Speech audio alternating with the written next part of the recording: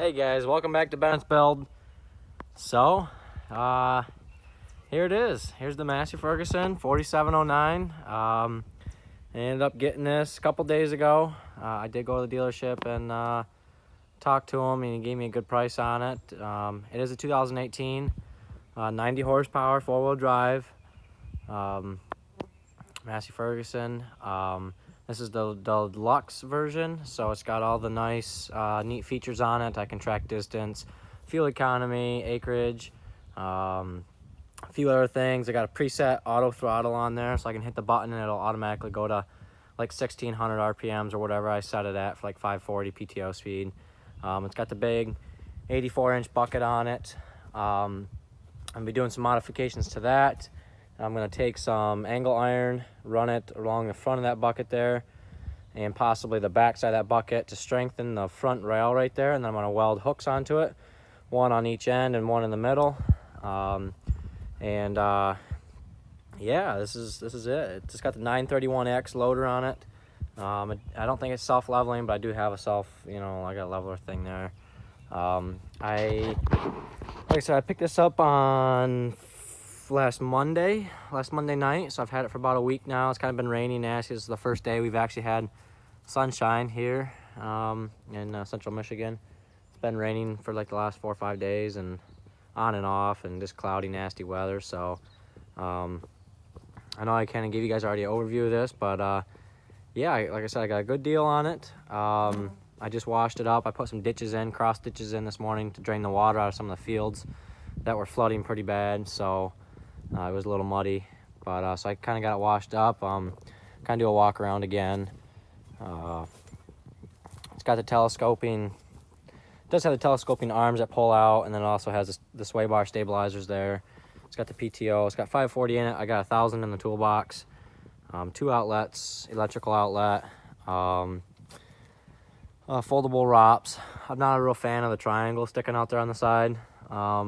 Kind of hits tree branches as you go by, so I may end up moving that, either mounting it down here on the back behind the seat, or I don't know what I'm gonna do with it, or maybe even switch it so it faces on the inside of that little thing there, make a bracket for it or something.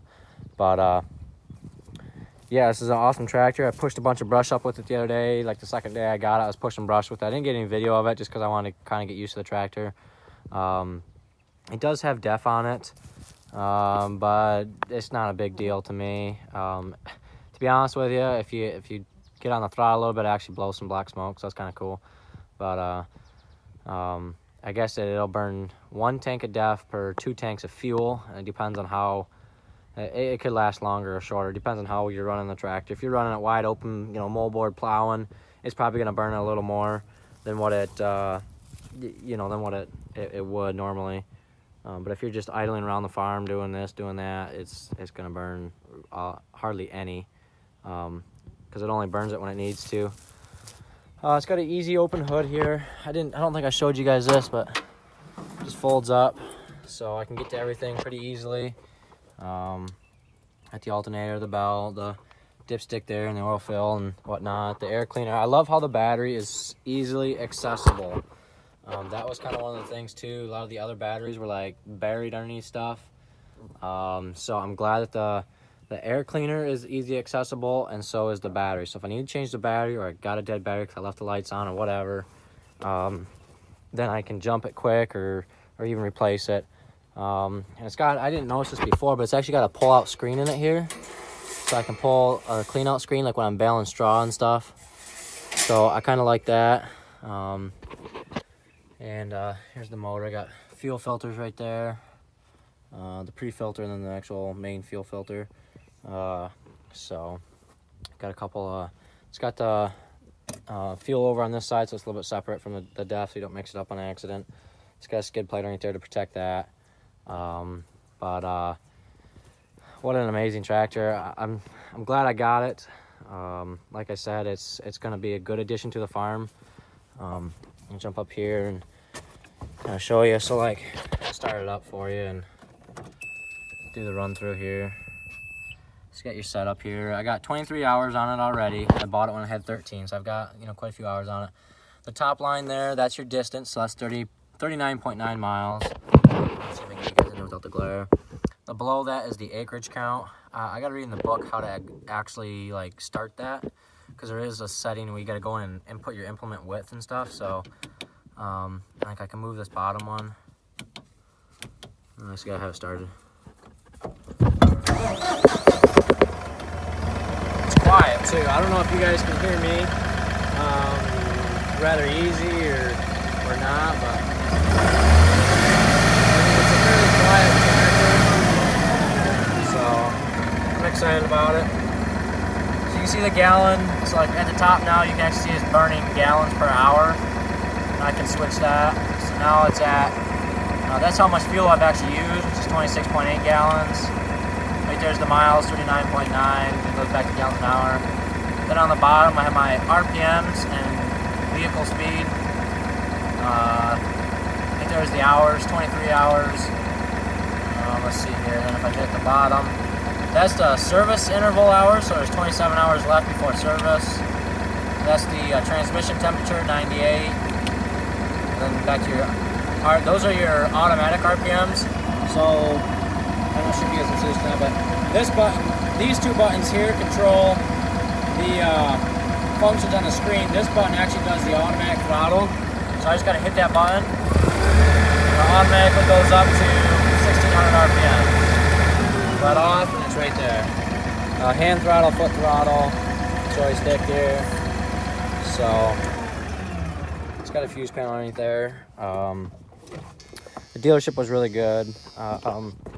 I did mess up when I kind of bought this thing. I didn't factor in, I didn't really rush through it. I did do my research and looked.